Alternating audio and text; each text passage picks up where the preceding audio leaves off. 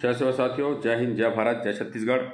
जैसे कि हम जो है लगातार अपडेट देने की कोशिश कर रहे हैं, साथ ही साथ हमारे युवा साथियों को अवेयर करने की कोशिश कर रहे हैं, क्योंकि हमारा यूट्यूब चैनल जो सभी वर्ग के लोग देखते हैं और कहीं ना कहीं उन लोग का कमेंट रहता है कि वो अपने समाज को सपोर्ट करें। साथियों, पहली बात तो आप इस बात को स्पष्ट समझ लीजिए, आरक्षण की लड़ाई सभी वर्ग चाहता है कि उनके उनके हित का बात हो और वो अपने हित खोज रहे हैं। जैसे ही आरक्षण जीरो होने का पता चला तो मुख्यमंत्री जी भी अपना हित खोजे। वो बोले कि ओबीसी को मैं 27 दे देता हूँ, इसको इतना दे देता हूँ। वो अपना हित खोजे, ये उनका हित है। एससी लोग जो है, एससी समाज का हित क्या था कि वो 12 है तो चलो 16 मिल जाएगा, तो वो 16 के लिए लड़ रहा है। और जनरल किस लिए लड़ रहा है? जनरल इसलिए लड़ रहा है कि चलो आरक्षण जितना भी हो 50 के भीतर रहे और हमको 50 मिल जाए और वैकेंसी आ जाए। तो इस तरह की लड़ाई है।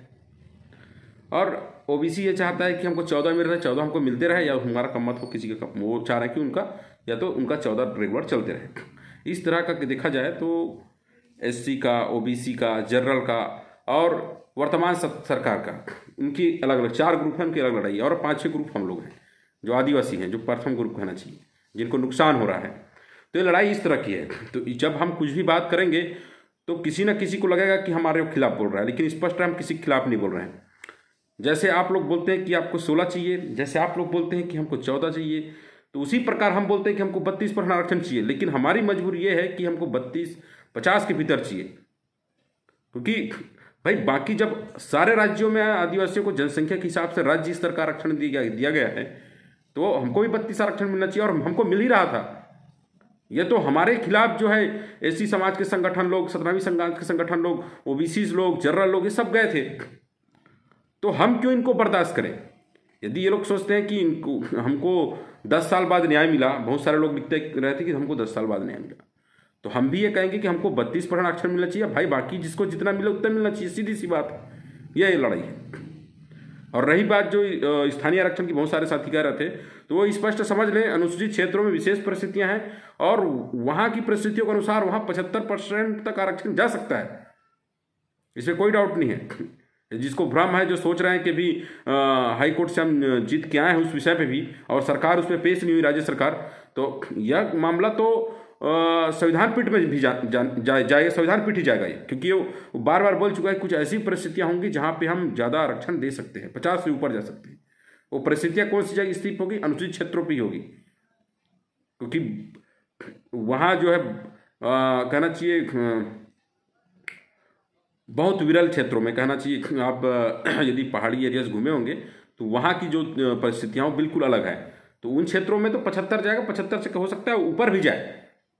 तो हमारी लड़ाई ये है कि अनुसूचित क्षेत्रों में हमको 75 से ऊपर तक भी हमको आरक्षण चाहिए, और राज्य स्तर का हमको 32% आरक्षण चाहिए। और 32 हमको तभी मिलेगा जब 50 के भीतर मिलेगा। एकदम बार बार जो है हाई कोर्ट और अभी जो सुप्रीम कोर्ट ने अंतरिम राहत नहीं दिया, इससे क्लियर हो गया है।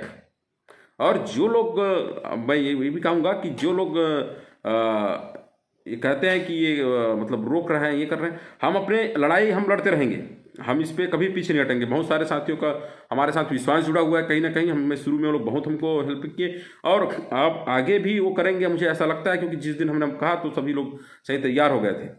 तो 4 मार्च में जो सबमिट करना है वो तो हम करेंगे ही, और उसके बाद जो है हम ये लड़ाई को अभी छोड़ेंगे नहीं। यदि इसके बाद हमको फिर हाई कोर्ट आना पड़े तो हम फिर हाई कोर्ट जाएंगे, लेकिन इस लड़ाई को हम जारी रखेंगे, क्योंकि ये 32% आरक्षण केवल आदिवासी को नौकरी में अवसर देने का लड़ाई नहीं है, आदिवासी सम्मान की लड़ाई है, आदिवासी स्वाभिमान की लड़ाई है। जिस समाज ने लड़ झगड़ कर 32% आरक्षण लिया, उसको अचानक से कोई आके अब कहता है कि आप 20 में रहिए, तो ये स्वीकार नहीं है। क्योंकि जब भी हमारे आदिवासी भाई बंधु कहीं जाएंगे किसी कॉलेज में पढ़ने के लिए, कहीं नौकरी करने के लिए, तो स्वाभाविक सी बात है उनको ये कहा जाएगा कि आप लोग जो है अपना 32 नहीं बचा पाए, आपका आदिवासी स्टेट है। ये बात उनको कहा जाएगा, नहीं कहा जाए लेकिन उनके व्यवहारों में तो जरूर दिखेगा।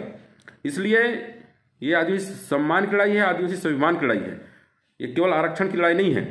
तो हम तो इस लड़ाई में कहीं पीछे हटेंगे भी नहीं, भले कुछ कमी, कुछ कहना चाहिए, कुछ रुकावटें, या कहना चाहिए कुछ समस्या आज जरूर रही है, लेकिन ये समस्या मुझे ऐसा नहीं लगता कि जब आदिवासी समाज के युवा लोग और आदिवासी के वो सभी वर्ग हमारे जो लोग हैं वो समझ जाएंगे तो ये बड़ा कठिन समय नहीं है। क्योंकि जो लोग अभी जितना कर रहे हैं वो सबको दिख रहा है। जो कर्मचारी संगठन, जो सर्वोदय समाज के जो संगठन, इन लोगों ने जो समाज के साथ जो किया, जो सरकार के साथ बैठकर केवल अंठावन कर रहे हैं, सभी लोग देख रहे हैं, सभी लोग समझ रहे हैं। तो मैं ऐसा विश्वास करता हूं कि हमारे जितने साथी लोग एक हो जाएंगे तो ये लड़ाई कठिन नहीं रहेगी।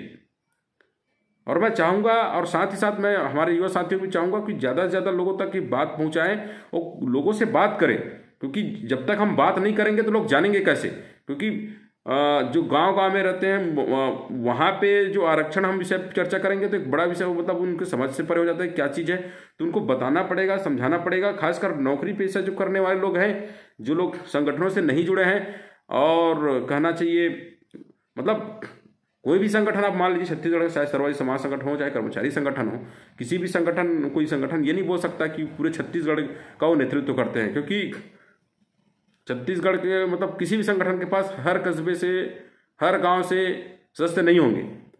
लेकिन हमको वहां तक पहुंचना है, क्योंकि ये समय कठिन समय है और हमें आरक्षण वगैरह सबको बताना पड़ेगा, सबको एक करना पड़ेगा। उसका माध्यम हमारे पास का सोशल मीडिया ही हो सकता है, तो इसके माध्यम से हम लगातार बात करते रहें। और मैं तो कहूँगा कि मेरे जो साथी जो वीडियोस देखते हैं वो कम से कम अपने साथी तो कम से कम 100 200 लोगों तक की बात पहुँचाएं, चाहे एक ग्रुप भी बनाते जाएं, ग्रुप भी क्रिएट करते जाएं, जिससे हम अपनी बात जब यहाँ करते हैं तो उन ग्रुपों में वो बात चलनी चाहिए, उनसे बात, तो वो लोग क्या सोच रहे हैं इन विषय पे, ये फीडबैक लगातार आते रहना चाहिए, जिससे हम लड़ाई अपनी मजबूती से लड़ सके। क्योंकि अब कुछ नहीं रहा, आप समझ लीजिए, अब यह बात बिल्कुल स्पष्ट हो गया कि यदि हमको आरक्षण चाहिए, 50 में हमको 32% आरक्षण चाहिए, 50 से ऊपर जाएंगे तो हमें दिक्कत होगा। अनुसूचित क्षेत्र का मामला अलग है, वहाँ स्थानीय आरक्षण अलग तरीके से होगा, उसके लिए भी हमें लड़ाई लड़नी पड़ेगी, हमको उसके लिए भी तैयार रहना चाहिए।